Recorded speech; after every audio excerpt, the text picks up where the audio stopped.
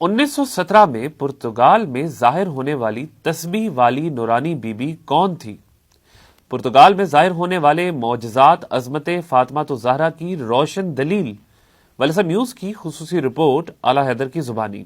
یہ بات سن کر سبھی حیران ہوں گے کہ ایسے دور میں جب شہر مدینہ میں نبی کریم کی پیاری بیٹی حضرت فاطمہ زہرا کی مسمار قبر پر چند افراد کو بھی جانے کی اجازت نہیں، عیسائیوں کے ملک پرتگال میں اسی بی بی سے منسوب قصبے فاطمہ میں سالانہ کم از کم 80 لاکھ سے 1 کروڑ افراد حاضری دیتے ہیں۔ مدینہ میں اگر کوئی زائر شرطے سے بچ کر مقام فاطمہ کو چھو بھی لے تو اسے لاٹھیوں اور جیل کا سامنا کرنا پڑتا ہے، جبکہ پرتگال کے شہر فاطمہ میں جانے والے زائر کو عیسائی حکومت بے انتہا سہولتیں فراہم کرتی ہے۔ بحر اوقیانوس کے کنارے اور اسپین کے جوار میں واقع یورپ کی جنوب مغربی ریاست پرتگال کے شہر فاطمہ کی تاریخ دلچسپ و حیرت انگیز ہے۔ اس شہر کو عیسائیت کے حوالے سے ایک مقدس مقام کی حیثیت حاصل ہے۔ یہاں دنیا کے گوشے گوشے سے عیسائی زیارات کے لیے حاضر ہوتے ہیں اور اپنی منتوں مرادوں کی باریابی کے لیے بعض کرسچن گھٹنوں کے بل بھی زیارت کرنے آتے ہیں۔ اس شہر کا نام فاطمہ کیوں پڑا؟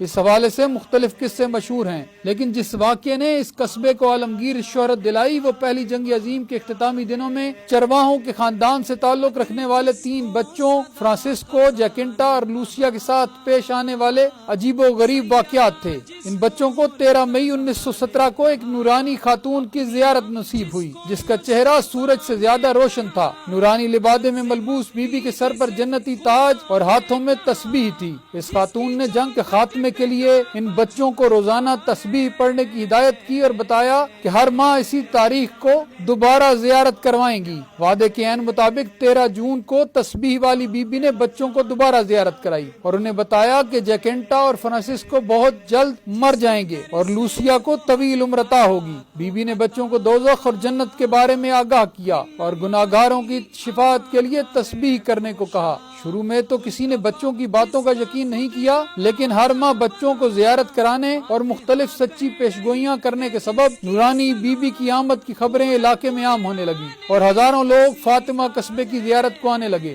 حتیٰ کہ 13 اگست کو علاقائی ایڈمنسٹریٹر نے بچوں کو گمراہ کن نظریات پھیلانے پر گرفتار بھی کر لیا، لیکن بعد میں چھوڑنے پر مجبور ہو گیا۔ بچوں کے مطابق اس مہینے انہیں بی بی کی زیارت 19 اگست کو ہوئی، جس میں بی بی نے انہیں تسبیح کرنے اور قربانی دینے کا کہا۔ جب بعض لوگوں کے اعتراض بڑھنے لگے تو بچوں نے عوام کو بتایا کہ 13 اکتوبر 1917 کو بی بی عام لوگوں کو بھی اپنا معجزہ دکھائیں گی۔ غرض یہ کہ 13 اکتوبر کو فاطمہ قصبے میں پورے یورپ سے 1 لاکھ کے لگ بھگ لوگ جمع ہو گئے، جن میں اخباری نمائندوں، پادریوں سمیت ہر شعبہ کے لوگ شامل تھے۔ جب 13 اکتوبر کا دن طلوع ہوا تو ہزاروں لوگوں نے دیکھا کہ سیاہ بادلوں نے فاطمہ قصبے کو گھیر لیا اور پورا قصبہ جل تھل ہو گیا۔ پھر اچانک بادلوں کے درمیان میں سے ایک پلیٹ کی مانند سورج برآمد ہوا۔ معمول سے دھیمی چمک کے ساتھ سورج کا عجب انداز تھا، وہ مسلسل گھوم رہا تھا اور اپنے ہالے سے باہر نکل آیا تھا اور اسی طرح جھومتا ہوا زمین کی جانب بڑھنے لگا۔ سورج کی یہ اٹکھیلی کبھی کسی نے نہیں دیکھی تھی۔ وہ زمین کے اس قدر قریب آیا کہ زائرین کے گیلے کپڑوں سمیت جل تھل زمین اچانک خشک ہو گئی اور پھر سورج گھومتا اور زگ زیگ کرتا ہوا دوبارہ بادلوں میں چلا گیا۔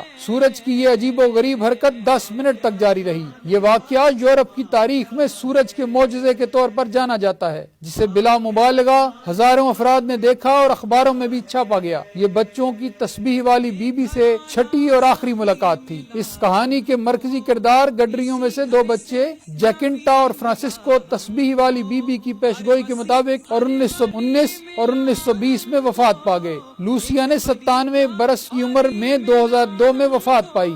فاطمہ قصبے میں ہونے والے معجزات کو 1930 میں ویٹیکن کے پوپ نے بھی تسلیم کر لیا اور نورانی بی بی کو حضرت مریم قرار دیا گیا اور ان کے مجسمے پورے فاطمہ قصبے ہی نہیں پوری دنیا میں چرچوں میں نصب کر دیے گئے اور یہ قصبہ ایسا مرجع خلائق بنا کہ آج دنیا کی مذہبی زیارات میں نمایاں مقام رکھتا ہے۔ لیکن یہ بات آج تک عیسائی پادریوں اور محققین کو پریشانی میں مبتلا کیے ہوئے ہے کہ اگر وہ نورانی بی بی حضرت مریم تھی تو انہوں نے اپنے ظہور کا معجزہ دکھانے کے لیے فاطمہ نامی پرتگال کے غیر معروف قصبے کا انتخاب کیوں کیا، جو مسلمانوں کے نبی خاتم الانبیاء حضرت محمد مصطفیٰ کی بیٹی حضرت فاطمہ زہرا سے موسوم ہے۔ اس موضوع پر کئی کتابیں تحریر کی جا چکی ہیں۔ بعض عیسائی مبلغین کو یہ بھی فکر لاحق ہے کہ سورج کے معجزے کے بعد مادر عیسیٰ دنیا بھر کے عیسائیوں میں اپنے نام کے بجائے حضرت فاطمہ زہرا کی نسبت سے آور لیڈی آف فاطمہ کے نام سے جانی جا رہی ہیں۔ والعصر نیوز نے قائد ملت جعفریہ آغا سید حامد علی شاہ موسوی کی ہدایات کی روشنی میں جب اس معاملے پر تحقیق کی تو ایک ایک کر کے سارے راز اور عقدے کھلنے لگے، جن کی منزل اسلام کی سچی مبلغہ دختر رسول حضرت فاطمہ الزہرا سلام اللہ علیہا کی ذات گرامی اور ان کے بابا کا لایا ہوا قرآن تھا۔ تاریخ انسانی گواہ ہے کہ جس بی بی کے ساتھ تسبیح یعنی روزری روز ازل سے موسوم ہے وہ حضرت فاطمہ زہرا کے سوا کوئی نہیں۔ عیسائیوں میں تسبیح یعنی روزری کی روایت سینٹ ڈومینک آف فرانس کو ہونے والی بشارت کے بعد 13ویں صدی میں قائم ہوئی اور اس کے بعد 16ویں صدی میں عیسائی ٹیچر اور راہب ایلن ڈیروشے نے اس تسبیح کو بہت اجاگر کیا، جبکہ ہم مسلمانوں کے درمیان یہ تسبیح اور روزری 7ویں صدی عیسوی سے تسبیح فاطمہ کے نام پر پڑھی جا رہی ہے۔ سورج جیسے چمکتے ستارے زمین پر اتارنا حضرت زہرا، ان کے بابا، ان کے شوہر نامدار اور 11 بچوں کا ہی اعجاز ہے۔ اسی لیے علی کو نبی کا وسیع بتانے اور فاطمہ کا کف علی کو قرار دینے کے لیے زہرا ستارہ زمین پر اترا۔ زہرا نے جب آسمان کو چھوڑا تو حضرت فاطمہ زہرا نے بام مصطفی پر کھڑے ہو کر اللہ اکبر کا ورد فرمایا اور اس ستارے کے زمین پر پہنچنے تک آپ نے 34 دفعہ اللہ اکبر کا ورد کیا۔ یہ ستارہ در حیدر کرار کے سامنے آیا تو آپ کی زبان اقدس سے سبحان اللہ کا ورد جاری ہوا اور آپ کے 33 دفعہ ورد فرمانے تک یہ ستارہ علی المرتضیٰ کی چوکھٹ پر سجدہ ریز رہا، اور جب یہ ستارہ حکم الہی کی مہر ثبت کر کے واپس ہوا تو آپ نے شکر الہی ادا کیا اور ستارہ کے واپس اپنے مقام پر پہنچنے تک آپ سیدہ زہرا نے 33 دفعہ الحمدللہ ارشاد فرمایا۔ اسی پر مسرت موقع کے صدقے عالم اسلام کو کثرت ذکر الہی کی مصداق تسبیح زہرا عنایت ہوئی۔ سنی روایات کے مطابق جب حضرت زہرا نے خادمہ کا تقاضا کیا تو رسول نے اپنی پیاری بیٹی کو تسبیح عطا فرمائی جو تسبیح فاطمہ کہلاتی ہے۔ اس تسبیح کے ساتھ استخارہ کے ذریعے انسان خدا سے براہ راست مربوط ہوتے ہیں، اسی لیے شاعروں نے بی بی حضرت زہرا کو مخاطب کر کے لکھا،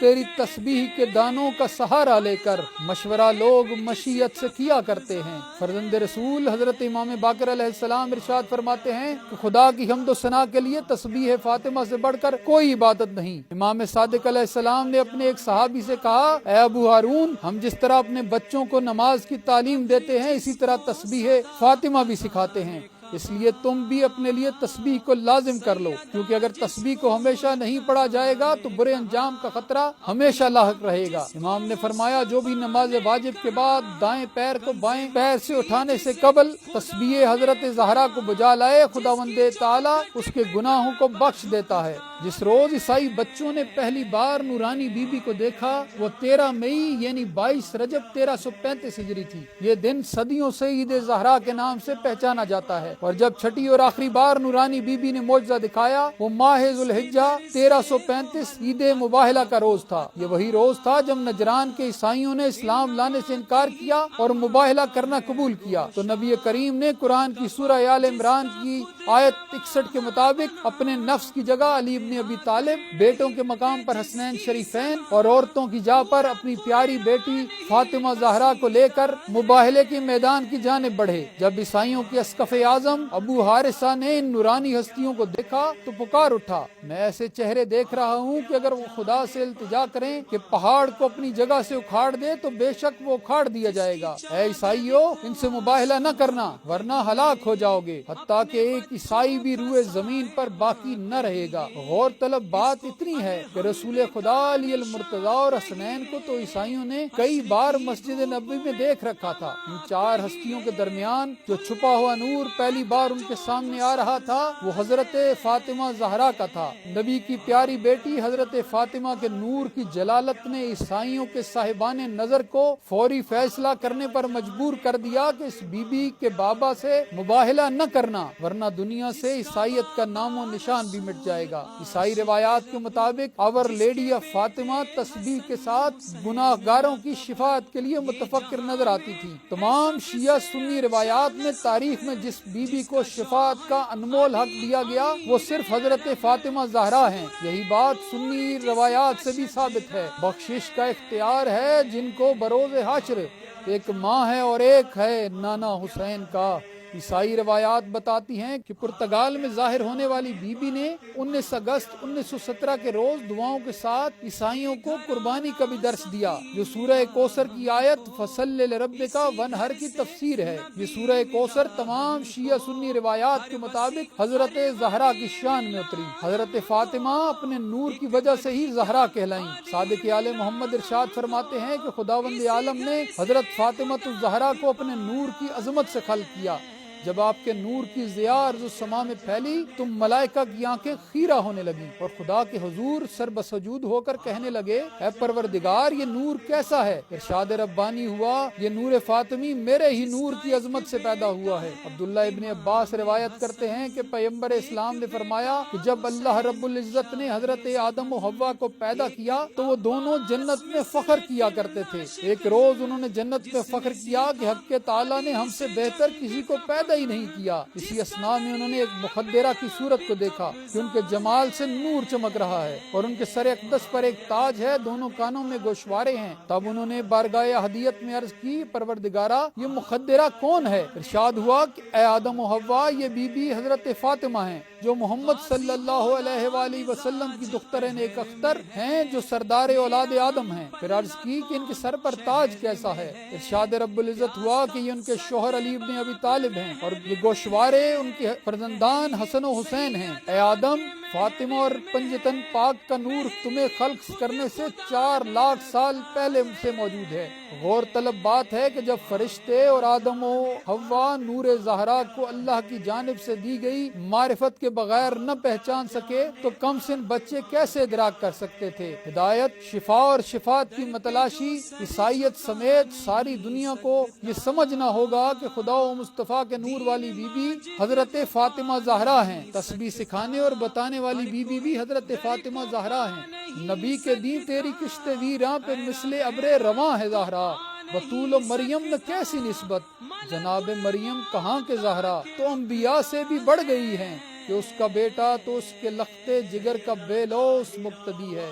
اپنے مصحف میں آنے والے زمانوں کا حال بتانے والی حضرت زہرا ہیں۔ اپنے نور سے پہاڑوں کو حرکت دینے کی طاقت رکھنے والی بی بی حضرت فاطمہ زہرا ہیں۔